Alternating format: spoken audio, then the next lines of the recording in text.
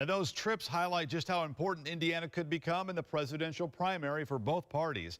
WSBT 22's Patrick Roth is at the live desk tonight. And Patrick, these primaries are about a lot more than just the presidential races. Yeah, Rick, this is a political junkie's dream. But if you're sick of politics, well, this is going to be a rough couple of weeks for you. There's a very tight race between Todd Young and Marlin Stutzman for Senate, and nearly every House district has a race for their nomination.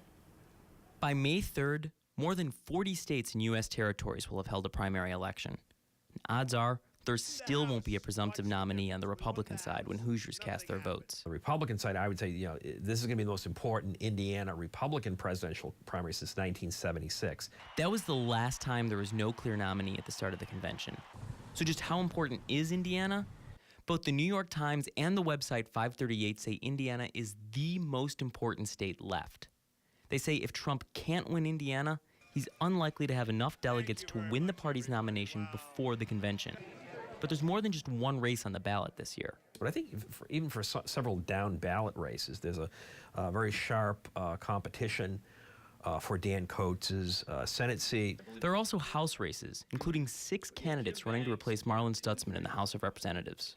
That we could have several Republican nominations for the U.S. House and for state House and state Senate seats that are won by very narrow margins. With 6 candidates in the running, winning just 20% of the vote could be enough to get the nomination.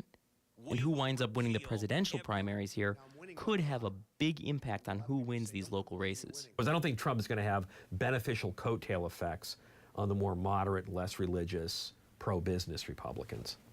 Whereas I think a major Cruz victory in Indiana is more likely to have beneficial coattail effects for the social and religious conservatives. Now, we should note that on the Democratic side, there's just not as many competitive races. Barron Hill is running unopposed for the Democratic nomination for the Senate, and there are 2 candidates running for the 2nd congressional district here in our area. And a lot of the state reps from both parties are also running unopposed for their respective parties' nomination. At the live desk, Patrick Roth, WSBT 22 News.